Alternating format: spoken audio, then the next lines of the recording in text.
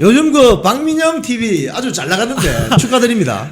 제가 참 몸둘 바를 모르겠습니다. 우리 그 대표님께서 진짜 그 각별히 신경 써주신 덕분에 제가 뭐 신경 왜냐면 쓸 저희가 일은 없고. 지난주 월요일날 스튜디오가 없어가지고 방송도 못 킬 뻔했는데 예 정말 급하게 이렇게 시작한 어찌 보면 프로젝트에 많이 호응을 해주셔가지고요. 제가 정말 몸둘 바를 모르겠습니다. 잘 키워보겠습니다. 저는 저 개인적으로 그 우파 진영에 대형 스피커 한 5개 있는 것보다는 중소형 스피커 한 30개 있는 게 더 낫다고 생각합니다. 왜냐하면 정보의 유통이나 어떤 그 흐름, 플로우 개념으로 봤을 때 중소형 스피커 30개, 100개 있는 것이 대형 스피커 5개 있는 것보다 훨씬 낫습니다. 다양하게. 그래서 저는 박민영 TV가 아주 잘 되기를 바랍니다. 저는. 우리 박수 한번 칩시다! 자, 감사드립니다. 열심히 해가지고 우리가 잘 만들어 봅시다. 네, 감사합니다. 예, 오늘 아침에 그 장동혁 대표께서 펜앤마이크 나가가지고 방송을 하셨는데 추경호 지금 대구시장 그 재판과 관련한 중요한 이야기를 했습니다. 네. 그거 어떻게 보십니까? 일단은 발언의 취지 자체가 지금 안철수 의원에게 한동훈 씨가 아주 크게 한번 일침을 당했죠. 카운터 펀치를 맞았고, 근데 그 맥락이 너무도 우스꽝스럽습니다. 안철수 의원은요, 우리 당을 살리기 위해서 증언을 하신 거예요. 더군다나 팩트에 기반해서 법정 증언을 하신 겁니다. 그렇죠. 아니다. 그러니까 민주당이 추경호 원내대표한테 왜 국회가 아니라 당사로 모이라고 했냐? 표결에 방해하려고 한 거 아니야? 당신들 내란 동조한 거 아니야? 내란 정당 해산 심판 이 모든 주장을 펼쳤던 연결고리의 시발점이 바로 추경호 원내대표가 당사로 소집을 했다. 이 내용이잖아요. 근데 알고 보니까 당사로 소집을 했다라고 하는 첫 번째 이야기를 꺼냈던 당사자가 한동훈이었다. 그렇죠. 라고 하는 사실이 드러난 거예요. 충격이에요. 아니 그럼 이제 우리 입장에서 황당한 거죠. 아니 추경호가 계엄 해제 막으려고 당사로 모이라고 했다며. 근데 그 얘기를 처음 한 게 한동훈이면은 왜 추경호 원내대표가 지금 재판을 받아야 돼? 이렇게 돼버린 거죠. 뒤집어서 아니 그럼 재판을 누군가 받아야 되면 한동훈이 받아야지. 왜 추경호 원내대표가 재판을 받고 있고 더더군다나 한동훈은 10번이나 패문부제하면서 법정 증언도 안 하겠다라고 하는데 이게 대체 무슨 상황이야? 이제 이런 황당함을 다들 느끼신 거고 여기 한 발 더 나가서 적반하장으로 한동훈 씨가 안철수 그 의원을 공격을 하잖아요. 그렇죠. 사실이 아니다. 오늘도 신지호 의원이 사실이 아닌 내용, 팩트가 아닌 얘기를 했다라고 하는데 안철수 의원은 법정 증언을 한 건데 본인들이 허위 사실이라고 그렇게 입만 털지 마시고 한동훈 씨가 그렇게 당당하면 법정 가서 그럼 반박을 하세요. 그렇게 하시면 되고요. 지금 법적으로 다투는 것 자체가 코미디다. 안철수 의원의 말이 맞다라고밖에 볼 수가 없는 여러 정황들이 있다라고 하는 것이고 이런 지점들에 대해서 오늘 장동혁 대표께서 한 번 더 강조를 하신 겁니다. 결과적으로 우리 국민의힘이 왜 누구 때문에 위기에 빠졌냐 정말 여러 가지 이유 때문에 한동훈 때문이라고 많이들 인식을 하시지만 하나 이유가 더 추가됐다 이거죠. 결과적으로 추경호 원내대표가 지금 고초를 겪고 있고 국민의힘이 내란 정당 해산 심판이란 공격을 받은 이유가 한동훈이 똑바로 증언하지 않아서 내가 당사로 오라고 먼저 얘기했다라고 하는 그 한마디를 하지 않아서 그런 거 아니냐 이제 이런 이야기를 하셨습니다. 자, 그래서 우리가 아침에 그 펜앤마이크에 출연했던 그 부분을 핵심 부분을 지금 잘라놨습니다. 그거 한 번만 더 보여주실래요? 한 1분 한 30초쯤 되는 분량의 발언인데 장동혁 대표가 아주 핵심을 찔렀습니다. 그러니까 내란 정당을 만들어 놓고 그럼 그 내란 정당이 왜 복당하려고 하는 거지? 이런 이야기까지 나오는데 한번 그거 한번 다시 한번 틀어. 그냥 딱 한마디만 했었더라면 당사로 가자고 먼저 얘기한 건 접니다라고만 얘기했다면 이 사건은 전혀 다른 국면으로 갈 건데 그동안 그걸 계속 의도적으로 감춘 것처럼 되어버렸고 안철수 의원이 증언을 한 다음에도 그게 계속 틀렸다라고 주장한다면 그러면 추경호 시장이 그러면 처벌을 받으라는 거냐? 내란죄의 공범으로 처벌을 받으라는 거냐? 그리고 지금 추경호 원내대표가 처벌을 받는다고 하는 것이 법적으로 어떤 의미를 가지는지 알고 있지 않느냐? 그러면 국민의힘을 내란 정당으로 몰아서 국민의힘을 해산시키겠다는 거냐? 그걸 바라는 거냐? 그러면 국민의힘을 내란 정당으로 만들겠다. 나 혼자 살고 나는 계엄을 막고 탄핵을 주도한 뭔가 역사적인 그런 뭔가를 성취한 사람으로 나 혼자 남고 추경호 원내대표는 처벌받게 하고 국민의힘은 내란 정당으로 만들어서 해산시키겠다? 그러면서 왜 그러면 그런 정당으로 복당하려고 합니까? 라고 하는 결론에 이르는 거 아닙니까?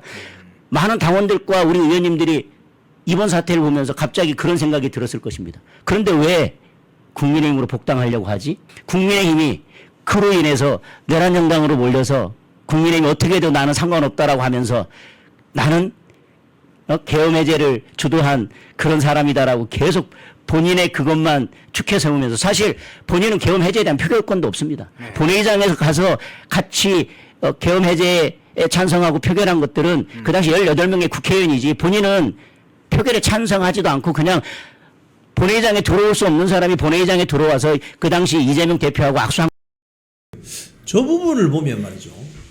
내란 정당이 될 가능성이 높아서 쉽게 하면 정당이 해산되고 수백억 원의 국고 보조금도 반납하고 당사도 팔아야 되고 이렇게 될 수가 있는데 내란 정당으로 그러니까 통진당 케이스가 그런 것인데 그런 정당이 왜 복당하려고 하느냐 저 말씀을 어떻게 보십니까? 한때 여의도 정가에 한동훈 씨가 그 한창 그 민주당이 특검 칼날 휘두를 때 있잖아요. 기자들을 만나서 어차피 11월쯤에 국민의힘은 해산될 거니까 이런 취지의 이야기를 하고 돌아다녔다라고 하는 말이 한참 돌았습니다. 저도 복수 기자들한테 그와 같은 이야기를 들었어요. 예. 제가 직접 들은 건 아닙니다만. 네. 그래서 그때도 한동훈 씨가 어차피 본인이 당권도 못 잡을 것 같고 어차피 당에서 주도권을 가질 수가 없고 역설적으로 주류 세력들이 몰락을 해야만 본인 공간이 생기니까 자꾸 당권파 공격을 하는 걸 넘어서 정말 저런 식으로 고사를 지내나? 저도 그런 물음표가 떴었습니다. 그런데 지금 와서 여러 행동 양태들을 보니까 그와 같은 말에 상당한 신빙성이 있어 보인다는 거죠. 왜냐면은 실제로 한동훈 씨의 동기가 그렇지 않습니까? 한동훈 씨는 지금요 주류 보수 세력들이 몰락하지 않는 한 국민의힘이 내란 정당 해산 심판 수준으로 내몰리지 않는 한 국민의힘에 복당할 가능성은 0%입니다. 마이너스를 뚫고 내려가고 있어요. 그런 한동훈 씨가 본인이 주도권을 잡기 위해서 본인이 계엄을 막은 서사를 독점하면서 역으로 국민의힘은 계엄을 옹호했다. 내란 정당이다. 이런 좌파들의 프레임을 가지고 그대로 공격을 해왔던 거 아닌가라고 하는 거죠. 프레임 공격을 계속해서 해왔다라고 하는 겁니다. 그런데 이제 와서 보니까 그런 의도가 아니고서야 대체 추경호 원내대표 보수 재건하겠다면서요. 국민의힘에 복당해서 무슨 우리가 총선도 이겨야 되고 대선도 이겨야 된다면서요. 그럼 국민의힘이 살아남아야 할 거 아닙니까? 그럼 좌파들이 무도한 공격을 하고 억지 프레임을 가지고 계엄 옹호를 했다 이런 식으로 주장을 하면 우리가 이거를 타개를 해야 될 거 아닙니까? 그 시발점이 뭡니까? 당사로 오라고 한 것은 국회가 마비됐었기 때문인 것이지 내가 먼저 당사로 오라고 얘기를 한 것이지 표결 방해를 위한 목적이 아니었다. 내가 제일 잘한다. 이렇게 얘기를 하는 게 정상적인 사고잖아요. 정상이죠. 네. 근데 오히려 증언을 거부하는 걸 넘어서 패문부재로 안철수 의원이 본인 공격하겠다고 하는 것도 아니고 추경호 원내대표와 정당을 보호하기 위해서 했던 증언조차 심지어 그때 검사가 질문을 한 걸 답변을 한 거예요. 예. 뭐라고 했느냐? 아니 추경호 원내대표가 당시 왜 당사로 오라고 했습니까? 국회로 가야 되는 거 아니에요? 라고 추궁을 하니까 그러니까 안철수 의원이 탄핵에 찬성을 했으니까 계엄해제 표결도 찬성을 했고요. 안철수 의원이 본인들에게 유리한 증언을 해줄 거라고 믿고 질문을 한 거죠. 그런데 안철수 의원이 팩트를 얘기한 거예요. 아니다. 내가 아는 바, 내가 기억하는 바로는 당시 한동훈 전 대표가 먼저 당사로 오라고 얘기를 했다. 실제 의원 카톡방이 다 공개가 돼 있잖아요. 그렇죠. 다 팩트였던 거예요. 그러니까 이 상황에 대해서 본인이 왜 반박을 합니까? 그 말은즉슨 안철수 의원의 증언이 틀려야만 하는 것이고 그렇죠. 추경호 원내대표는 처벌을 받아야만 하는 것이고 국민의힘은 해산당해야 하는 정당이라고 하는 것밖에 결론이 도출이 안 되지 않습니까? 그렇죠. 그런 사람이 무슨 국민의힘에 복당을 해서 보수 재건을 하니마니 이런 가증스러운 소리를 하니까 안철수 의원이 지금 몇 번이나 한동훈 씨한테 이런 추궁을 할 수밖에 없는 상황이 됐다라고 보여집니다. 지금 안철수 의원은 보니까 팩트를 이야기하고 있어요. 근데 한동훈 무소속 의원은 패문부재 발언하는 걸 좀 꺼리는 것 같은데 지금 안철수 의원이 이야기하는 거는 그 원내대표실에서 공개한 자료 등 팩트를 이야기하고 있는 거 아니겠습니까? 네. 그리고 우리 당이 얼씬거리지도 말아라 앞으로 복당 안 된다. 이렇게 되면 한동훈 씨 복당이 좀 어려울 것 같은데 어떻게 보시나요? 그죠? 이제 와서는 원래도 불가능했지만 바닥을 뚫고 마이너스가 됐다라고 봐야겠죠. 안 그래도 밉상, 안 그래도 미운 털 가는 데마다 분란만 일으키고 한동훈 씨 제가 늘 말씀드리지 않습니까? 저도 데이터를 갖고 말씀을 드리는 거예요. 우리 국민의힘의 지지율은 한동훈 이름 석자가 매스컴에서 사라졌을 때 가장 높았습니다. 언제나 그랬습니다. 한동훈 씨가 당대표 비대위원장 하면서 당정 갈등 유발할 때 최악으로 떨어졌고 한동훈 씨가 쫓겨나고 나서 쌍권 체제로 가고 나서 우리가 탄핵 반대 단일대우 싸웠을 때 그나마 좀 올랐고요. 또 탄핵당하고 나서 한동훈 씨 조기 대선한다고 설치니까 그때부터 떨어지기 시작했어요. 그러니까 이 모든 플로우를 봤을 때 한동훈 씨는 국민의힘에 있어서는 안 될 사람이고요. 보수라고 하는 표현을 쓰는 것 자체가 저는 불쾌합니다.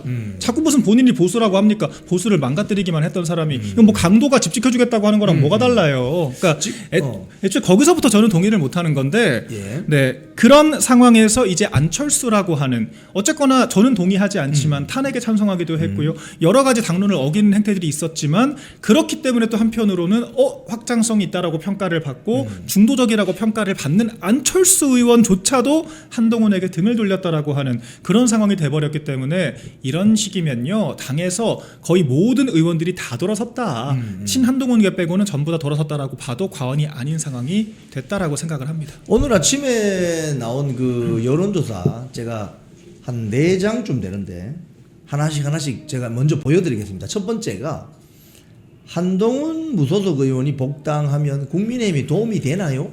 했더니 도움이 안 된다. 도움 될까? 부정이 57입니다. 네. 도움 안 됩니다. 그 다음에 지역별로도 물어봤어요. 지역별로도 물어봤더니 서울, 인천, 경기가 굉장히 높습니다. 인천, 경기가 60.7이 도움 안 됩니다. 서울은 58.9 도움 안 됩니다. 부산이 57.8 도움 안 됩니다. 불경 58.1 도움 안 됩니다. 대구 50.3 이렇게 해서 지금 조갑재 위원이 말한 것처럼 한동훈 신당이 뜨면 만약에 서울과 부산 중심으로 될 것 같은데 라고 했는데 저기 복당하면 도움 안 된다 이런 이야기가 나오잖아요. 그죠? 네. 그리고 좌파 그룹이 다음 장표 보시면은 보수 중도 진보 다 물어봤는데 오히려 이상하게 좌파들이 더 도움이 안 된다고 이렇게 이야기하는 거예요. 예. 요 다음 보면 이제 정당 지지자별로도 보면은 민주당과 조국당 지지자들이 더 도움 안 된다 이렇게 답합니다. 그 다음 장표입니다. 보시면 민주당 64.3, 조국당 66.3%가 그 한동훈 씨 그 국민의힘 복당하면 도움 안 돼요라고 답했습니다. 이거 어떻게 보십니까?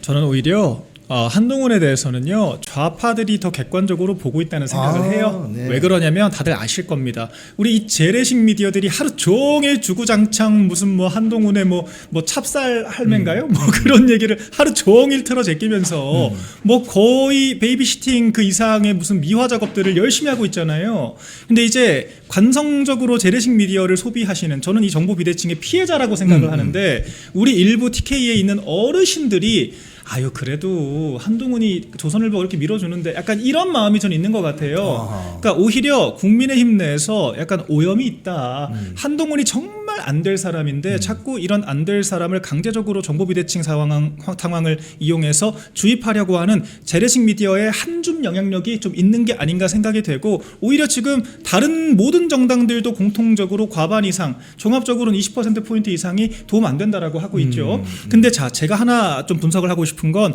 이마저도 한동훈 씨에게 굉장히 유리하게 세팅된 조사였다는 거예요. 그래픽을 보시면 한동훈 전 대표 복당이라고 나와 있습니다. 그렇게 돼 있죠. 한동훈 전 질문이. 대표. 그러니까 마치 그냥 본인이 그러니까 이게 일반적인 국민들께서는요 한동훈 씨가 제명을 당한 건지 자진탈당한 건지도 모르는 분들이 태반이에요. 그러니까 제가 왜 그렇게 말씀드리냐 최근에 한동훈 씨 당원 게시판 사태가 1년 지나서야 수사 재개된다라고 보도를 다들 보셨을 건데 이 맥락이 제가 알아보니까 경찰들이 30건 넘는 고발건에 대해서 이 당원 게시판 사태가 복잡하니까 쟁점 정리를 못 해가지고 수사를 못 하고 있었다는 거예요. 그러니까 이 수사를 담당하는 경찰들조차 당원 게시판 사태를 제대로 이해를 못 하고 있는데 하물며 일반 국민들께서 저 재래식 미디어들이 하루 종일 엉뚱한 보도만 하는 와중에 한동훈 씨의 뭐가 문제고 어떻게 제명됐는지 그 이야기를 알겠습니까? 모릅니다. 모르는 상태에서 전 대표 타이틀 달고 가장 유리한 방식으로 조사를 했는데도 20%포인트 이상 도움 안 된다가 많았다라고 하는 건요 그냥 나가라는 거고요. 저희가 정말 확실한 한동훈 씨의 실체를 알고 있는 사람들 그 정도의 정보 비대칭이 해소된 상태에서 조사한다면 압도적인 다수가 비토를 할 것이다 생각이 되기 때문에 뼈아프게 받아들여야 되고요. 그리고 한동훈 씨 중수청 그렇게 노래를 불렀는데 정작 한동훈 씨 복당에 대해서 긍정평가하는 거는 TK와 70대밖에 없습니다. 이게 바로 그 한줌 재래식 미디어 영향이 아닌가라고 저는 평가를 하는 거고요.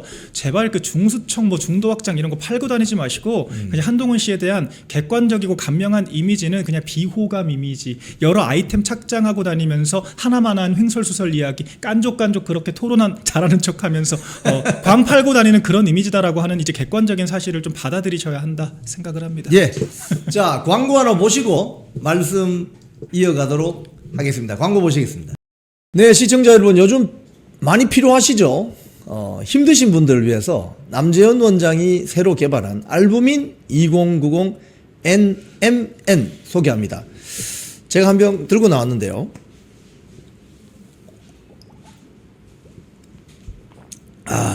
이 새로 개발된 이 NMN, 이 발효 알부민을 최대 용량으로 담고요. 저속 노화 관리에 관심 많은 분들이 찾는 물건이라고 할 수 있습니다. 여기에 3종 특허 성분까지 포함이 되어서 활력, 컨디션, 면역력 관리를 챙길 수 있는 정말 건강 기능 식품입니다. 마침 지금 2+1 이벤트 하고 있습니다. 밑에 안내 전화번호 1522-3656 한번 전화해 보시기 바랍니다. 남재현 원장이 개발한 알부민 2020, 2090 NMN이었습니다. 예, 조갑재 위원이 1945년생입니다. 제가 그래서 위원으로 불러드립니다. 조갑재 위원께서 한동훈 신당 창당 가능성을 언급하면서 그 지역적인 기반이 서울하고 부산일 것이다, 이런 발언을 했어요. 한번 그거 보여주세요. 장동혁 대표와 결별한 후에 신당을 만들 수 있을 가능성이 있는데 기반은 부산하고 서울이다. 어떻게 보십니까? 메타인지가 한 반쯤만 작동하시는 것 같아요. 일단은 한동훈 씨가 복당 물 건너갔다라고 하는 거는 좀 빨리 캐치를 하신 것 같아서 예. 그건 좀 다행인데, 한동훈 씨가 언감생심 부산 서울 기반이 가당키나 합니까? 오늘 여론조사에서 확실하게 팩트가 나왔잖아요. 부산에서조차 한동훈 씨 복당 도움 안 된다라고 하는 여론이 크다. 그리고 한동훈 씨가 수도권에서 특히나 인기가 없더라. 그리고 우리 여러 차기 대권 주자 조사들을 보면은 장동혁 대표가 2030 수도권에서 가장 인기가 높습니다. 그러니까 이런 여러 좀 상황들을 봤을 때 글쎄요, 한동훈 씨는 그냥 조중동당 정도 차리면 딱 3% 정도 받지 않을까? 저는 일단 그런 생각을 좀 하고요. 한동훈 씨는 창당 이전에 사법 리스크를 좀 생각을 하셔야겠죠. 지금 뭐 위장 전입부터 시작해서 불법적인 선거사무소 이슈까지 선거법으로 지금 고발된 게 한두 개가 아닐 것 같은데 이래서 보안수사권 폐지하면 안 된다는 거예요. 경찰들이 이런 좀 복잡한 선거법 쟁점들을 잘 인지를 못하다 보니까 이것도 좀 수사가 지연된다라고 하는 것 같더라고요. 제가 전에 듣기로는 일단은 좀 선거법에 좀 산을 넘으셔야 될 것 같고, 선거법 산을 넘는다라고 해도 당원 게시판 이슈가 남아있죠. 딱 조국의 모델 같습니다. 조국이 그때 그 입시 비리 사건 대법원 판결만 앞두고 총선 나와서 뭐 여러 막 붐을 일으키는 것처럼 보였지만 몇 달도 못하고 바로 감옥 가지 않았습니까? 그렇죠. 뭐 조국은 이재명이 사면이라도 시켜줬지, 한동훈 씨는 뭐 언감생심 좌우 어디서 사면을 시켜줄까요? 그러니까 창당을 한다라고 하는 것도 전 가당치가 않다라고 보지만, 하더라도 글쎄요, 과연 이 사법 리스크의 산을 넘을 수 있을까? 그리고 그와 같은 한동훈 씨의 현실을 파악하고 있는 친한동훈계 중에 따라갈 사람이 한 명이라도 있을까? 이런 생각이 들기 때문에 우리 조갑재 씨의 이 희망 어린 이 베이비시팅 아닐까 생각합니다. 자, 이거 그래픽 내려주시고, 제가 이 대목에서 한 말씀 드리면은 그 조갑재가 YS 젊었을 때 YS 닮았다, 이런 소리를 자주 했습니다 그동안. 저 누구한테 이준석에게 젊었을 때 YS 닮았다 뭐 이렇게 했고, 또 뭐 윤석열 저 당시 대선 후보에게도 젊었을 때 YS하고 비슷하다. 지금 이번에 그 YS의 아들 김현철 씨가 한동훈 지지선언을 한 거 아시죠, 여러분? 부산 북구갑에서 제가 참 두 눈을 의심할 정도였는데, 소위 말해서 부산 바닥에서 YS계라고 하면서 정치 오래 했던 사람들이 지금 한동훈 신당 창당에 이 관여하고 있는 거 아닌가, 이런 의심이 모락모락 납니다. 나는데 부산 지역에서 예를 들자면 YS 정신이 뭡니까? 이렇게 물었을 때 YS의 그 대표적인 휘호가 대도무문입니다. 큰 길에는 막힘이 없다. 그런 식의 어떤 거침없는 정치. 저는 개인적으로 대구가 뚝심이라면 부산은 열정이라고 판단합니다. 제가 그 지역 출신이기 때문에. 그런데 YS 정신이 대도무문인데, 그러면 여기저기 들락달락하면서 YS 저 아들 김현철 씨가 문재인 지지했다가 문재인 지지 철회했다가 또 윤석열 지지했다가 이번에 또 한동훈까지 지지하거든요. 그렇게 따르는 YS계 정치인들이 있다면 한동훈 대표하고 신당을 한번 차려보시는 게 국민들한테 판단 받을 수 있는 좋은 기회라고 생각을 합니다. 한번 해보시기 바랍니다. 아니 일단 YS를 저는 잘 모르겠고요. 예. 개인적인 평가입니다. 저는 그렇게 훌륭한 대통령이었다는 평가를 하진 않아요. 어쨌거나 정권을 빼앗겼기 때문에 실패한 정권이고 IMF가 터지게 된 또 단초를 제공한 또 정권 아니었겠습니까? 좀 객관적인 평가를 할 필요가 있을 것 같아요. 그러니까 뭐 그 YS 계열 분들이 우리 전직 다른 대통령들에 대해서 공과 과 중에 과에 대해서 부각을 너무 시키시고 너무 이제 YS에 대해서만 미화를 하려고 하시니까 저도 좀 객관적으로 보고 싶습니다. 그랬는데 뭐 아무튼 통합이라고 하는 것을 좀 YS의 뭐 정신이라고 내세우시는 것 같아요. 그런데 저는 종합적으로는 정당의 통합이라고 하는 말 남발하는 것은 굉장히 건강하지 않고 정당 정치를 제대로 이해하지 못하는 발언이라고 생각을 합니다. 제가 늘 말씀드리잖아요. 아니, 그럼 이재명이랑은 왜 통합을 못하죠? 우리가 이재명이랑 통합하면 여당 되는 건데, 그러니까 통합이라고 하는 걸 아무나랑 하면 짬통합이 되는 겁니다. 야합이죠. 정당을 짬통으로만 그쵸 야합하고 떴다방 정치를 하고 구태 정치하는 거죠. 아무나 그냥 대충 손잡고 한 표라도 될 수 있으면 그냥 다 끌어다 모아가지고 아무나 그냥 잡탕밥을 만들겠다라고 하는 건데 우리가 그런 것들을 아름다운 통합이라고 할 수 있을까? 지금 우리 당의 풍토를 한번 보세요. 민주당은 지금 기강에 잡혀 있고 지금도 실시간으로 해당 행위자들 징계를 하고 있지만 우리 당은 뭐 징계 하나 한다라고 하면은 온갖 탄압받는 서사인 것처럼 다 피해자 코스플레이를 하면서 자기네들이 해당 행위를 하고 자기들이 개선 장군 행세를 하고 맨날 그런 자칭 개혁파 세력들과 이 정파적인 그런 스펙트럼에서의 갈등이 벌어지고 이게 지금 바람직한 상황이라고 보이십니까? 저는 전혀 그렇지가 않고요. 그 결과가 우리가 2번이나 대통령이 탄핵당하는 참극이었기 때문에 이제 와서는 이 정당 정치의 본질이 뭔지에 대해서 다시 돌아갈 필요가 있다. 과거 실패한 서사를 지나치게 강조하는 것이 적절치가 않다라고 생각을 하고 한동훈 씨가 그런 의미에서 뭐 닮은 점이 있긴 있는 것 같아요. 보니까 한동훈 씨 지지자들이 한줌이긴 한데 좀 스펙트럼이 굉장히 넓더라고요. 예. 뭐 어디 문바들도 좀 들어와 있고 뭐 게이시언 뭐 대깨문들도 좀 들어와 있고 뭐 저기 그 뉴라이트 출신 뭐 신지호 같은 분들도 들어와 있고 무슨 뭐 오만 그 친윤 계열이었던 것처럼 했다가 자리 못 받고 뜯어져 나온 사람들도 다 달라붙어 있고 이런 거 보면은 뭐 통합은 하고 계신 것 같긴 합니다. 여러 의미에서. 네, 그래서 오늘 안철수 의원이 이런 분들 이런 레코들부터 정리하지 않으면 창당해서 뭐 하겠냐 그런 식의 말씀을 하신 게 아닌가 생각이 되고 좀 곱씹어 보시기를 바랍니다. 예, 우리 대한민국 남자들은 모두 군대에 갑니다. 네, 국방의 의무가 있기 때문인데 병역 의무를 회피하면 저 미국에서 지금 들어오지 못하고 있는 그런 랩 가수처럼 그런 신세가 되기도 합니다. 근데 지금 안규백 국방장관이 탈영했다. 자기 그 군 복무 기간 중에 탈영했다는 의혹이 지금 강하게 제기되고 있는데 해군 소령 예비역 해군 소령 출신의 김영수 뭐 공정사회 센터장인가? 그분이 지금 국회에서 기자회견을 하면서 탈영한 거다 이거. 빨리 병적 증명서 내놔라고 하는데 장관 끝나고 나면 그 병적 기록을 뭐 수정한다든가 뭐 이런 식의 이상한 이야기를 하시는데 이거 어떻게 보십니까? 코미디죠. 그러니까 한동훈 씨가 당원 게시판 억울하다고 하면서 고소인 조사를 제대로 못 받아서 아직까지 이우선 당무감사위원장 고소했다면서요. 그런데 왜 피고소인이 고소장도 확인을 못했을까요? 접수하신 건 맞습니까?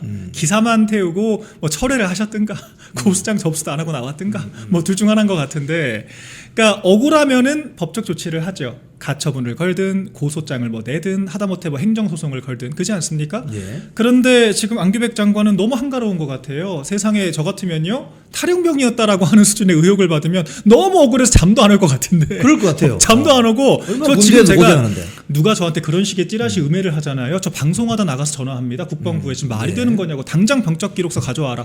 당장 뜯어가지고요. 저는 10분 안에 공개할 것 같아요. 그런데 우리 안규백 장관은 억울하지도 않는지 너무도 한가롭고 태평합니다. 임기 끝날 때까지 기다리겠다. 임기 언제 끝날 줄 알고요. 그러면서 뭐 하지 뭐 하나만한 비밀이 많다. 뭐 좀 민감한 내용이 있다. 나를 믿어달라. 뭘 믿습니까? 그냥 국민들께서 궁금하신 거를 보여주시면 되는 거예요. 아니 그리고 무슨 뭐 행정착오다 오류다 하는데 그 변명이 맞다면 국방부 장관으로서 지금 뭐 소송까지 갈 것도 없죠. 즉답적으로 답변할 수 있습니다. 그렇죠. 왜 공색하게 대변인 앞세워가지고 그렇게 하나마나한 얘기만 반복적으로 합니까? 아니 국방부 장관으로서 탈영병 의혹 받고 이런 의혹도 해소를 안 하면서 무슨 안보에 대해서 그 행위를 조치를 할 수 있겠습니까? 어떤 국군 장성 장병들이 안규백 장관을 믿고 국가 방위에 최선을 다하겠습니까? 이런 여러 가지로 봤을 때 이런 의혹 하나 제대로 소명 못할 거면요 장관 자리 벗고 내려오는 게 정답이다 생각을 합니다. 지금 사실은 저도 이렇게 떼본 적이 있습니다. 동사무소에 가면은 주민센터 있잖아요. 병적 기록 증명서 신청하면 바로 나옵니다. 거기에 보면은 군번, 육해공군 다 나오고요. 주특기까지 나와요. 주특기. 그리고 언제부터 언제까지 군 복무를 했다. 이게 딱 나옵니다. 떼는 거 쉬워요. 아주 쉽습니다. 왜 안규백 장관이 이걸 왜 떼지를 못하는 걸까요? 하하. 억울하지가 않은 거니까 그렇겠죠. 제가 아까 설명드린 것처럼 네. 이 안에 억울하면 바로 해요. 억울할 게 없다 생각하고요. 그리고 이거 사실로 드러나면요, 안규백만 지금 문제가 아니라 이재명은 질질 끌려 내려와야 됩니다. 왜냐면은 제가 대통령실에서 인사검증 과정들을 나름대로는 지켜봐왔던 입장에서 예. 병적 기록서 확인은 인사검증의 기초 중에 기초입니다. 이 사람의 병력, 병적 기록들, 여러 이력, 경력, 학력, 심지어는 가족력까지 전부 다 국정원과 같은 여러 사정기관, 정보기관들을 총동원해서 하물며 5급 행정관 한 명을 고용을 하더라도 전부 다 꼼꼼하게 검토를 하도록 되어 있어요. 그렇게 해서 1차 스크린을 통과해야 우리가 청문회가 됐건 뭐가 됐건 국민 앞에 내세우는 겁니다. 더군다나 장관직이라 그러면요, 여러 공격받을 포인트들이 예측이 가능하기 때문에 청문회 또 준비위라는 것을 꾸려요. 그 단계에서 이런 기초적인 인적 사항들을 파악을 안 한다고 하면 그건 말이 안 되는 겁니다. 만약 몰랐다 그러면요, 일단 당장 민정수석부터 시작해서 인사 김현직까지 전부 다 못 벗어야 되는 사안이에요. 그리고 당연한 프로세스대로 검증을 한 게 맞다면 이재명은 탈영병 출신을 국방부 장관에 앉힌 국정농단을 저지른 인사권자가 되는 겁니다. 그렇기 때문에 질질 끌려 나올 수밖에 없는 상황이기 때문에 이건 안규백 장관이 정권의 부담을 안 주기 위해서라도 어떤 핑계를 만들어서라도 나와야 하는 상황이 아닌가 생각이 됩니다. 지금 사실 안규백 장관이 서울 동대문 쪽에서 국회의원을 3선인가 한 것으로 제가 기억을 하는데, 하여튼 동대문 쪽에서 국회의원을 오래 했습니다. 그런데 국회의원 후보 등록을 하게 되면 거기에도 병적 기록을 쓰게 돼 있습니다. 그렇죠. 그럼 거기에 만약에 탈영을 했는데 만약에 정상 근무한 걸로 썼다면 이거 허위사실 적시가 되는데? 선거법 위반이죠. 선거법 위반인데? 전부 다 불법적인 소지가 있고요. 그리고 김민전 의원이 또 직접 이야기를 했지 않습니까? 네. 비례대표 그 공천 받으면서 비례대표 서류 심사하면서 하물며 무슨 공공기관도 아니고 정당에서도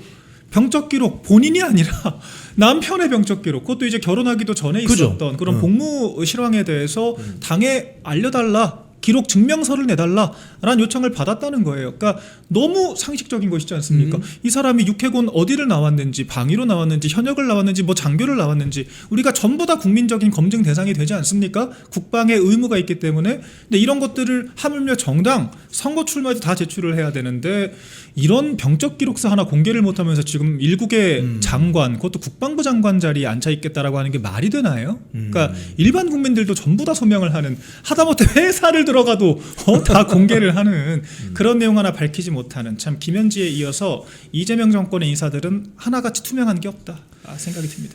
제가 이 안규백 장관의 이 탈영 의혹 논란을 보면서 느끼는 것이 참 인생 힘들게 산다, 이런 생각을 좀 하게 됩니다. 자, 오늘 우리 박민영 대변인 모시고 말씀 나눠봤습니다. 우리 시청자님들께 마지막 한 말씀 부탁드리겠습니다. 네, 저희가 좀 짧게 인사드려가지고 죄송한데 제가 또 1시 반에 조금 일정이 있어가지고요, 빨리 일어나게 됐습니다. 저희 이영풍 대표님의 도움으로 정말 절실한 상황에서 큰 도움을 주셔가지고 저희가 채널도 잘 키우고 있고요. 우리 대표님 말씀하신 것처럼 저희가 여러 가지 형태로 이 우파 스피커들의 생태계를 만드는데 저도 미약하나마 일조를 하겠다 말씀 전해드리고, 더 좋은 메시지, 더 좋은 컨텐츠로 우리 시청자 여러분들께 화답드릴 수 있도록 노력하겠고요. 우리 이영풍 대표님도 자주 불러주시면 제가 늘상 우리 이영풍 TV에서 여러분들께 또 기쁜 마음으로 인사 올리겠습니다. 감사드립니다. 우리 안철수 이 레카 발언부터 좀 한번 짚어볼까요? 레카질 하는 사람들 내치지 않으면 한동훈 씨 아주 곤란해질 거다, 이런 발언을 했는데, 레카질 하는 사람들이 누구를 지금 뭐 이제 안철수 의원이 예. 아주 화가 많이 나셨어요. 아, 예. 일요일 날 그 기자회견에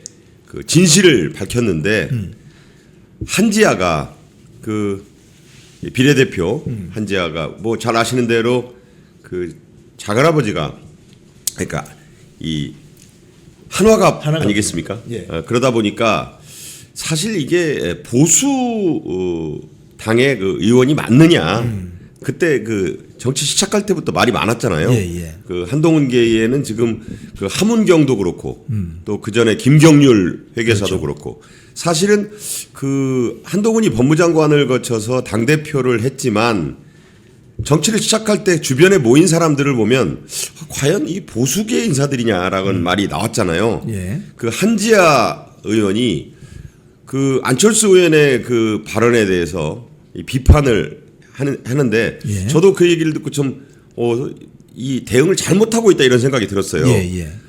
진실을 말해야지 정치를 하면 안 된다. 근데 안철수 의원이 얼마나 이 기가 막히겠어요.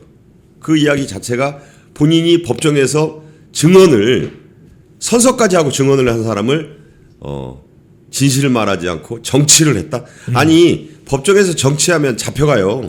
거짓말하면 잡혀가죠. 바로 그냥 위증의 벌을 받는다고 맹세를 했고 또 정치적으로 굉장히 중요한 재판 아닙니까? 예, 추경호 대구시장 당시 이 국민의힘의 원내대표의 그 내란 세력이냐 아니냐 그 프레임을 벗느냐 안 벗느냐 예. 그것을 잘 못 다룰 경우에 국민의힘이 내란당으로 전락할 수 있어서 예. 장동혁 대표도 지금 당을 낭떠러지로 예.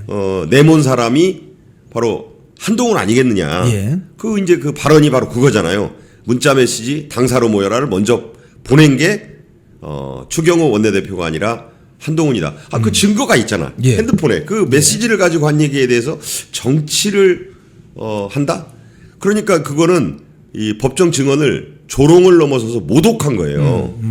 그러니까 이 레카라고 하는 것이 여러분 잘 아시다시피 이제 그 SNS 상의 하나의 용어지만 예. 우리가 이제 흔히 레카 그러면 그 사고 났을 때 차 끌고 가는. 어디서 그냥 그 레카를 저도 기자 때 그 보면 정말 어디 안 보였는데 그냥 쏜살같이 쏜살같이 사고가 다니는. 나자마자 장소를 가리지 않고 나타나잖아요. 예. 그래서 이 레카들은 그 경찰의 그 무선 그 통신. 무전망 그것도 이제 그 듣고 있는 것 같다. 듣고 있다. 뭐 듣고 있다는 얘기가 나올 정도로 예. 그러니까 이 레카질이라고 하는 것이 굉장히 약삭빠르고 그 정치적으로 보면 와가지고 선동하고 그런 것들을 유포하는 사람들을 레카라고 하는 건데 그 여의도 레카들 그 이제 한동훈계 패널들이 예. 그 안철수 의원의 일요일 발언 나온 뒤에 벌떼처럼 공격을 하더라고요. 그래서 뭐 여기서 그 레카가 누구냐 하면 뭐 이름을 제가 거명할 수는 없는 것이고 여러분들이 익히 아시는 요새 지상파나 종편이나 뉴스 전문 채널에 보면 무슨 보수 패널이라고 하는 사람들이 90%가 전부 그 한동훈계잖아요. 맞습니다. 그 한동훈계 패널들이 앉아가지고 더불어민주당 그 당직자나 그쪽 패널하고 대화를 이렇게 이어가는 걸 보면 오히려 민주당 패널들이 당황할 정도로 장동혁 의원 이 대표를 공격한단 말이에요. 그래서 저는 그 보면서 아무리 그 이런 방송들이 레가시들이 그 장동혁 대표의 부정적 여론을 그 지금 형성하려고 한다고 하지만 저건 좀 심하다. 그런 사람들이 보면은 이번에도 안철수 의원의 발언을 정말 씹더라고요. 그러니까 이제 그것을 화가 난 안철수 의원이 그냥 레카질도 아니고 비루한 아주 비천하고 남루한 그런 레카질이라고까지 표현을 한 걸 보면 그 사람들의 면면은 우리 시청자분들도 저 사람 뭐 알조예요. 다 그 사람들 뭐 제가 다 이름을 굳이 얘기할 필요도 없을 정도고 그 한지아는 아까 얘기한 대로 본인이 라디오에서 그 안철수 의원에 대해서 사과를 했어요. 그 죄송하다. 근데 제가 보면 이 한지아가 초선이기도 하지만 그 의사잖아요. 그러다 보니까 정치적으로 이게 참 계산하고 그렇게 그 꼼수 피우지는 않는 것 같아요. 그러니까 자기가 말한 것이 이 안철수 의원이 화를 내면서 여러 곳에서 그 이제 공격을 또 반박을 받아치니까 바로 꼬리를 내리더라고요. 그래서 그 레카 발언은 지금도 계속되고 있는데 그 장동혁 대표가 아까도 말씀드렸다시피 당을 낭떠러지로 몰아넣은 장본인 그게 지금 이 안철수 의원의 발언에 나오는 한동훈이란 말이에요. 그 사태를 당사로 모이라고 한 그러니까 그 본인이 책 같은 데 써놓은 게 다 거짓말이라는 거 아닙니까? 그렇죠. 그런데 거꾸로 안철수 의원 보고 그게 거짓말이야라고 하니까 예. 법정에서 증언까지 한 안철수 의원이 제대로 이번에 화가 난 것 같습니다. 지금 이렇게 되면은 안철수 의원이 정말 분노해가지고 한동훈 씨 국민의힘 주변에 얼씬거리지도 말아라.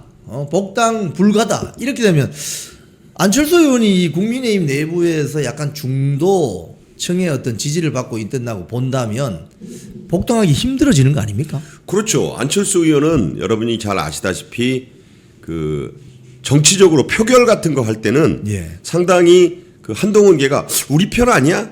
라고 생각할 만큼 탄핵 표결 때도 그랬고 그렇죠. 예. 그때는 다 찬성하지 않았습니까? 예. 그런 사람이 갑자기 이번에 이러니까 사실 한동훈도 당황하고 있어요. 아니 난 우리 편인 줄 알았는데 뭐 이게 웬일이야 이렇게 된 건데 사실은 안철수 의원은 그렇게 계산하는 스타일이 아니에요. 그 과거에 이 문재인과 대립각 세우고 국민의당 만들어 가지고 사실 우리나라 그 정당 창당 역사에 4번의 성공사가 있다고 말씀하셨잖아요. 예. 그 중에서도 이 국민의당의 성공사는 자민련에 이어서 정말 진짜 일대 성공사로 기록될 만큼 돌풍을 일으켰죠. 한 예. 30여석 가져오는. 그때 호남은 예. 그냥 완전히 석권을 했어요. 예. 국민의당 예. 그때 이제 녹색 물결이었죠. 녹색 물결. 예. 박지원도 그때는 안철수 대통령 만들겠다고 다닐 정도였으니까. 예. 그래서 제가 보면 이 안철수 의원은 의사와 이 과학자 출신답게 담백합니다. 예. 이 스타일이 그러니까 뭘 재고 뒤에서 뭐 머리 굴리고 한동훈 보면 RPM이 엄청나잖아요. 예. 누가 그러더라고. 한동훈은 앉아 있으면 돌아가는 소리가 막 들린다고. 팽팽팽팽팽팽. 막 RPM 돌아가는 소리가 막 들린다고 할 정도로 계산을 하는데 사실은 안철수 의원은 그런 사람이 뭐 이과 사람이야. 한마디로. 이과형. 예, 이과형이고 또 한지아도 내가 뭐 칭찬을 한지아를 하자는 게 아니라 사과를 바로 하고 반성한다. 죄송하다라고 바로 꼬리를 내리는 거 보면 그쪽도 이과다. 거짓말은 하지 않을 것 같은. 적어도 거짓말은 아니에요. 거짓말은 하지 그러니까 않을 분위기상 한지아 얘기를 제가 한 이유는 다른 약삭발은 정말 때리면서도 비난하면서도 계산하고 예. 또 딴소리하고 그런 사람들과는 조금 질이 다르다. 약간 그런 평가를 할 수 있고요. 예. 어쨌든 지금 이 안철수 의원이 이번에 이렇게 말함으로써 수도권 민심이 그렇죠. 장 대표에게 상당히 지금 유리해지고 있다. 유리해지고 있다. 저는 그렇게 봐요. 왜냐하면 안철수 의원은 사실은 급 자체가 대선 후보급이고 예. 또 대표급입니다. 예. 어찌 보면 만약에 이건 하나의 가정을 전제로 말씀드리는 것이니까 어떨지 모르지만 정말 장동혁 대표가 혹시 이 일시적으로라도 이선 퇴진을 해야 한다면 그 당을 맡을 수 있는 제1후보 중에 이 안철수 의원이 앞줄에 있다고 봐요, 저는. 그런 점에서 이번에 법정 증언이나 예. 한동훈계와의 일전을 불사하는 저런 모습이 상당히 장동혁 대표 쪽에서 볼 때도 예. 이번에 나름 우군을 하나 확보한 게 아닌가 저는 그렇게 생각합니다. 맞습니다. 자, 근데 조갑재 위원이 갑자기 나타나가지고 한동훈 신당이 서울과 부산을 지역적인 기반으로 해서 생길 수도 있을 것 같다 이렇게 관측을 했는데 이건 어떻게 보십니까? 저는요 이 유시민 말이 좀 생각나요. 예. 늙으면 뇌가 썩는다는 표현을 했죠. 물론 저도 나이를 먹고 뭐 언젠가는 70대 80대가 되는 저도 뭐 60대 초반이니까 예. 나이 드신 분들을 그런 식으로 폄훼하면 안 된다는 건 알아요. 예. 그런데 조갑재 선생은 조금 문제가 많아요. 문제가 많다. 문제가 많다라고 보는 것이 과거에는 안 그랬는데 예. 나이 들면서 점점 이상해지고 있다. 저는 그렇게 생각하고 이번에 아까도 말씀드렸지만 안철수 의원을 일부 한동훈계 패널들이 예. 치매 걸렸다고 얘기했잖아요. 예. 물론 사실이 아니고 예. 그걸 가지고도 이제 아주 감정 싸움이 있었는데 대단히 당황했다는 반증이죠. 예. 제가 볼 때는 이 조갑재 씨가 창당을 얘기한 것 자체가 뭔가 이 정치적 분석력도 엄청 떨어졌구나. 지금 사실 창당 얘기가 나오니까 한동훈부터가 놀라고 있어요. 아 그래요 본인부터. 본인부터 아니 창당한대요? 그런 식의 반응이야. 아, 내가 모르는 창당을 누가 해요? 그리고 심지어 그 채널A에 나가서 인터뷰한 걸 보니까 장동혁 대표가 창당한대요? 이 반문을 할 정도로 이 뜬금없는 창당설이 나왔어요. 내가 창당한다는 말을 그렇게 둘러서 예. 아니라는 걸 이제 말하고 싶은 모양인데 예. 그리고 지금 말씀하신 대로 서울과 부산을 기반으로 한 창당이란 말을 들으니까 예. 부산을 너무도 잘 아시는 우리 대표님 입장에서는 얼토당토하는 얘기이기도 하고 과거에요. TBC 동양방송 예. JTBC의 전신인 이 TBC 동양방송이 서울에만 나왔잖아요. 아 서울하고 부산도 나왔어요. 예, 그러니까 서울. 그 얘기를 하려는 거예요. 예, 그래서 예. 저는 이 창당이 무슨 옛날 동양방송 얘기하나? 아니 무슨 서울하고 부산만 지구당이 있는 당이 있어요? 그러니까 지금 아마 부산은 북갑에서 당선된 한동훈의 인기를 생각해서 예. 서울은 대한민국의 수도 뭐 당연하고 부산은 제2의 도시이자 최대 항구 도시니까 예. 그저 뭐 옛날 동양방송 TBC식으로 네, TBC. 그 두 군데만 당 세워도 이게 전국 정당 아니야?라고 생각하는 모양인데 발상 자체가 말이 안 돼요. 저는 그리고 본인도 모르는 창당 아까 말씀드렸잖아요. 한동훈이 그 창당 얘기하니까 오히려 되묻는다고. 한동훈은 일관되게 복당을 얘기하고 있는 거예요. 예. 사실 복당 얘기도 장 대표가 이미 분명히 선을 그었지만 왜 자꾸 돌아오려고 그러느냐. 새 집 지어라. 지금 오히려 그렇게 말하고 있잖아요. 그렇죠. 그런 점에서 보면 조갑재 씨는 좀 절필을 해야 될 것 같아요. 아 절필. 이제 더 이상 옛날에 썼던 그 글들이라도 좀 그때 글이라도 이제 비판을 안 받으려면 고은 같은 시인이 그렇잖아요. 예. 사실 많은 시를 썼고 또 작품을 남겨서 노벨상 단골 후보가 됐지만 그 막판에 나이 들어서 한 행적 때문에 그 지금 다 망가지지 않았습니까? 예, 맞습니다. 저는 그런 길을 조갑재 씨가 지금 가고 있다. 제발 그나마 지금까지 쌓은 명성이라도 지키려면 그냥 절필을 하든지 입국닷 하는 게 좋겠다 이렇게 말씀드립니다. 그렇습니다. 네, 지금 사실은 그 본인부터가 창당이라는 단어에 대해서 펄쩍 뛰면서 놀라고 있다고 하는데 주변에서는 사실은 지난번 한동훈 씨가 며칠 전, 한 이틀 전인가요? 세계일보하고 인터뷰를 한 게 있는데 거기 보면 그런 이야기가 나오긴 나옵니다. 북구갑에서 이긴 그 비결이 좌우 후보가 다 있었는데도 중도층을 뭐 흡입을 하고 뭐 어떻게 해서 이겼다 뭐 이렇게 주장을 합니다. 그 모델을 부산 지역으로 다 이렇게 확산시키면 부산에서 상당수 먹을 수 있지 않을까 이렇게 이야기를 하는데 그건 어디까지나 북구갑 이야기고 다른 지역에서 국민의힘 후보와 무소속 신당 후보가 붙었을 경우에 부산에서 과연 생존할 수 있겠는가 하는 그런 측면에서 보면 우리 박상규 대기자님 말씀하신 것처럼 어불성설이다. 그리고요 제가 볼 때는 북갑의 승리에 너무 도취하면 안 돼요. 그렇죠. 북갑은 중요한 되긴 합니다. 그러나 적어도 지난 재보선을 제가 돌이켜 볼 때 한동훈이 나가야 될 곳은 사실 평택을이었어요. 정말 전국이다. 전국의 그 리트머스 시험지라고 할 수 있는 곳이라고 한다면 조국처럼 거기 뛰어들어서 진검승부를 했어야 됩니다. 예. 사실 부산 북갑은 그게 바로 레카질 같은 출마였어요. 우리 이영풍 대표님도 그때 저보다 더 잘 아시겠지만 예. 사실 그 출마 자체가 비겁했던 것이었습니다. 그리고 3자 구도를 교묘히 잘 이용했던 것이고 그 수많은 지금 친한계들이 지금 해당 행위 그것 때문에 징계 그 심판대 위에 지금 올라가 있잖아요. 예. 제가 볼 때는 지금 인당수 떨어지기 직전에 지금 다 가판 위에 지금 서 있습니다. 제가 볼 때는 그 부산을 근거로 그러니까 조갑재 씨의 부산 얘기도 한동훈의 마음속에 그 사실은 뭐 펄쩍 뛰면서 부인하는 척하는 것은 제가 볼 때는 창당보다는 복당이기 때문에 복당 얘기를 더 강조하려고 한 거지 마음속에 창당이 왜 없겠어요. 예. 근데 돈도 없고 그 당 그렇게 함부로 그 무슨 TBC 당입니까?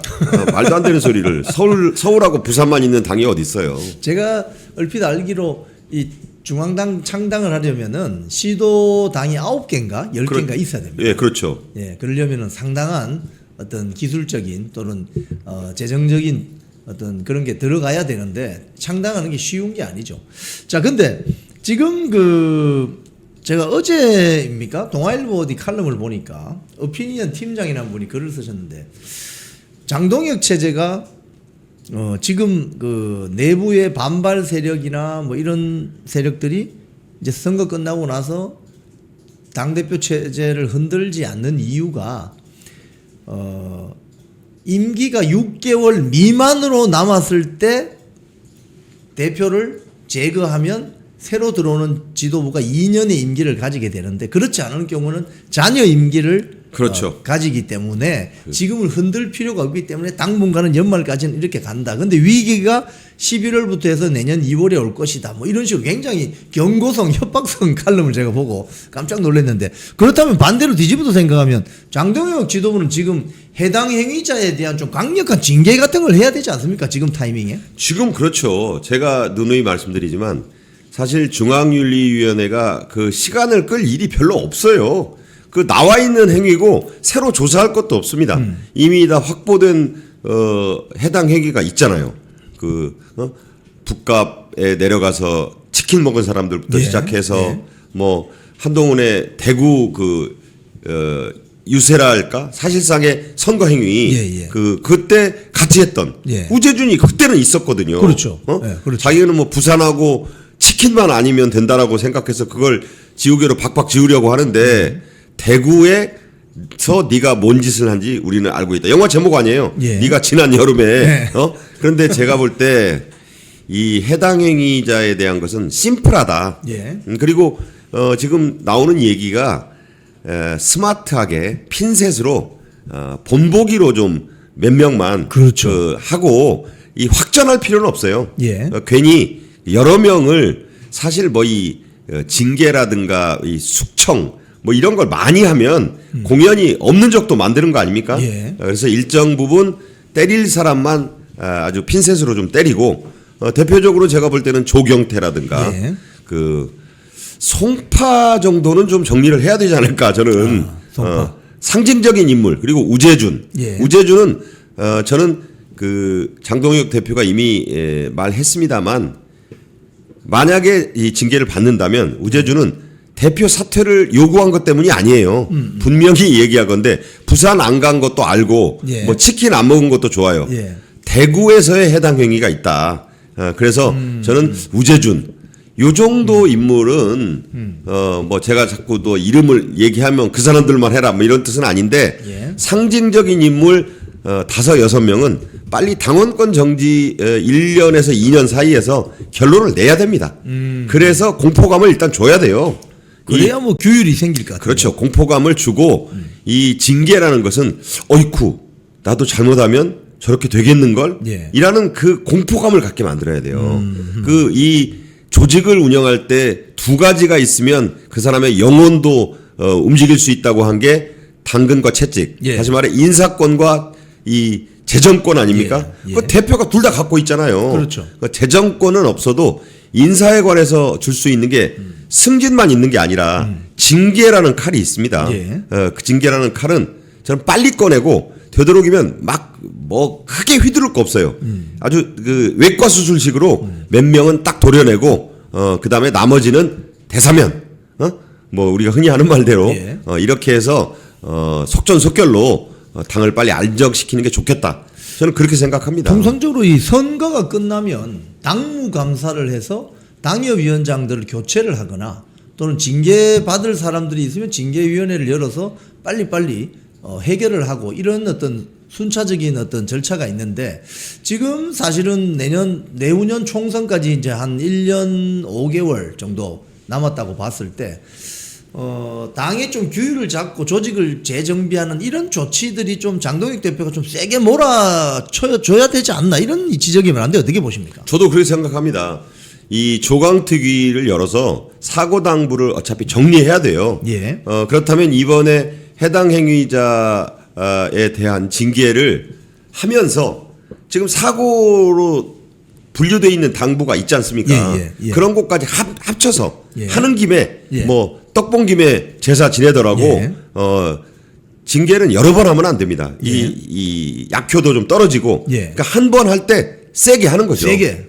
그래서 저는 가급적이면 이 더위가 가시기 전에 예. 빨리 끝내는 게 좋겠다.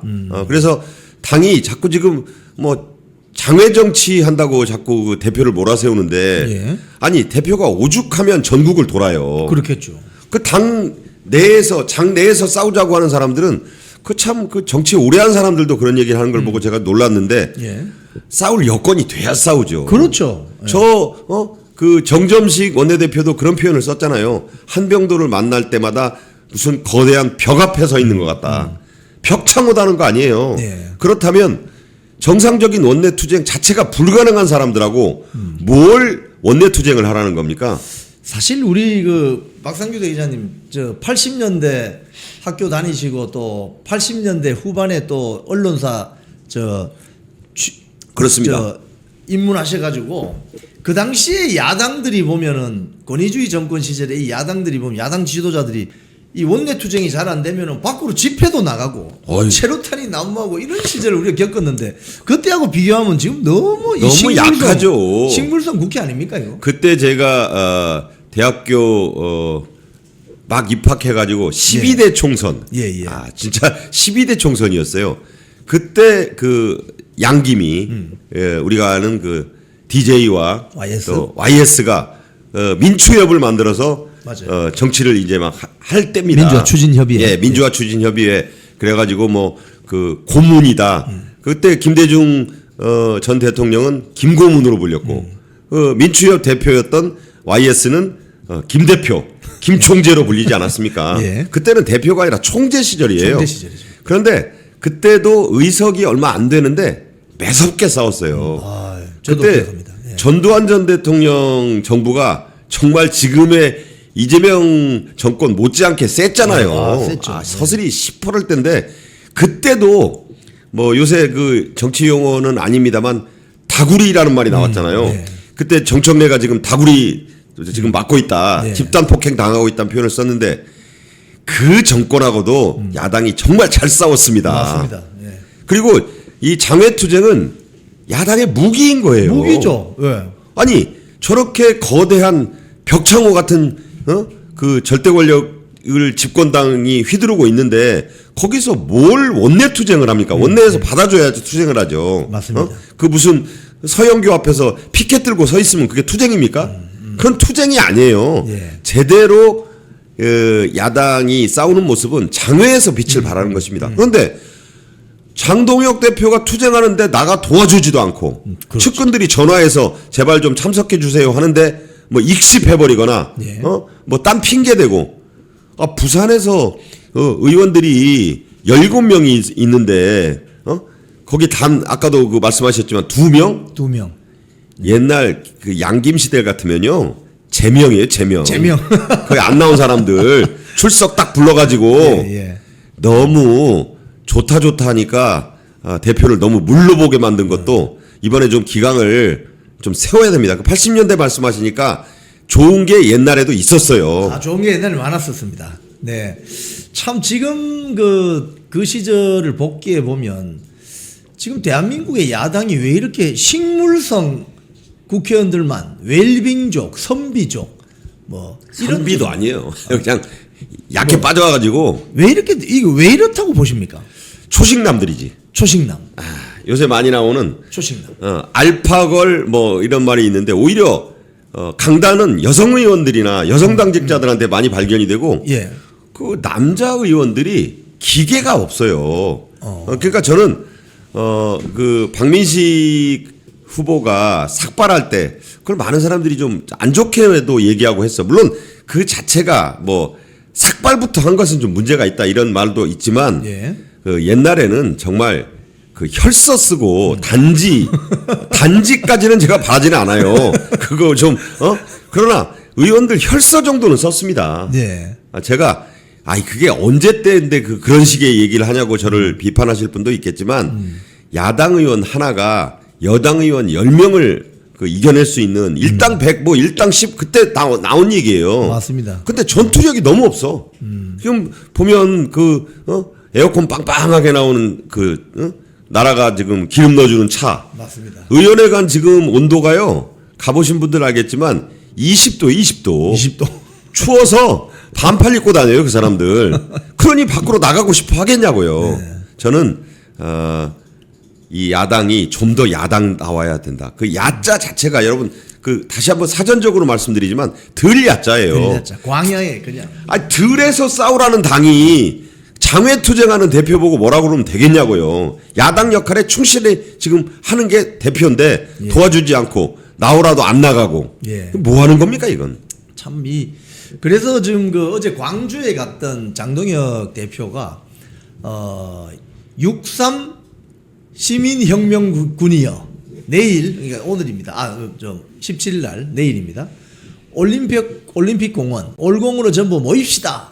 이렇게 이제 호소를 했고요. 많은 분들이 오실 것 같아요. 지금 보니까.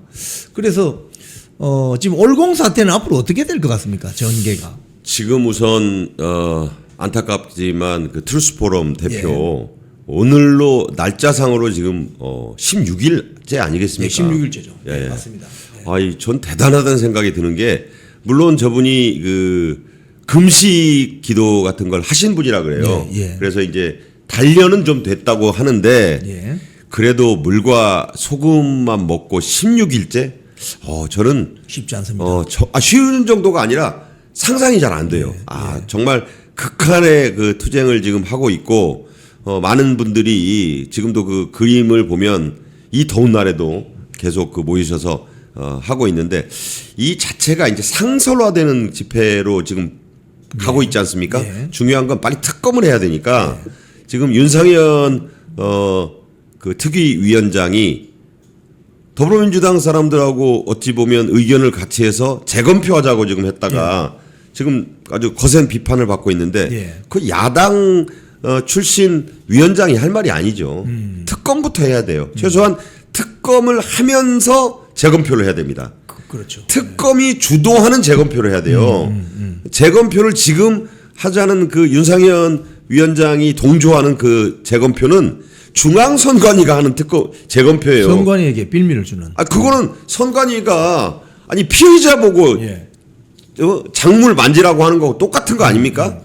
그런 식으로 가면 안 되기 때문에 그런데 이 집회는 집회대로 하더라도 저것도 빨리 아까 말씀드린 대로 장동혁 대표 입장에서는 징계도 빨리 마무리하고 그다음에 저 집회도 한번 세게 딱 한 뒤에 뭔가 거기서 선언 같은 게 좀 나와줘야 돼요. 그래서 중요한 뉴스를 거기서 하나 발표를 하는 게 어떨까? 저는 징계와 이 대집회가 같은 날은 아니어도 그 간격을 그렇게 길게 두지 말고 그러니까 자꾸 가는 게 능사가 아니라는 생각이 들어요. 자주 가시는 것보다 임팩트 있게 끊어칠 때가 지금 됐다. 저는 그런 말씀을 좀 드립니다. 좋습니다. 마지막으로 우리 탈영 의혹설이 지금 끊이지 않고 있습니다. 탈영 의혹이 아니고 탈영을 한 거예요. 탈영한 겁니까? 네. 이 안규백 장관, 이거 어떻게 보십니까? 일요신문이 아주 의미 있는 단독 기사를 썼더라고요. 일요신문. 전 아주 그걸 보고 역시 기자는 특종이지. 우리 이영풍 대표님도 잘 많이 현역 때 해보신 그 짜릿한 손맛. 짜릿한 손맛. 제대로 이 단독 보도가 나왔는데 전라북도 고창군의 대산면이라는 데가 있다고 합니다. 대산면. 그게 이제 저는 뭐 전라북도 출신이니까 알아요 어딘지. 고창의 안규백, 순창의 정동영, 뭐 이렇습니다. 근데 안규백이 그 대산면에서 쉽게 말해서 유지예요, 유지. 돈도 좀 있고 뭐 만석군까지는 아닌데 천석군 이상은 된다는 그 대대로 좀 고창의 부자가 좀 많습니다. 그래서 이 인천 김성수 선생도 사실은 알고 보면 그 고창 쪽이에요. 그래서 이 고창에 이 부자가 좀 많은데 안규백도 나름 부자예요. 어르신. 부동이고 그 안규백 어르신이겠죠. 아이들 누대에 걸친 부자다. 그리고 아들이 또 당시에 성대를 다닌다고 하니까 그때 지금 성대하고 또 그때 성대가 위상이 좀 다릅니다. 서울대가 전기였고 성대가 후기였어요. 후기죠. 그래서 황교안 대표가 성대 법대를 나오셨는데 맞습니다. 서울대 떨어지면 재수 안 하고, 안 하고. 형편이 좀 어려운 분들이 좀 있어요. 장학금도 받고. 그럼 장학금 받고 하려고 성대를 갔기 때문에 예. 시골에서 성균관대는 좀 알아줬습니다. 예. 그러니까 제가 왜 이 말씀을 드리냐면 안규백이 집안의 자랑이에요. 게다가 집에 돈도 많고. 그러니까 그 방위 생활이 얼마나 편했겠냐고요. 그 내용이 일요신문에 다 나와요.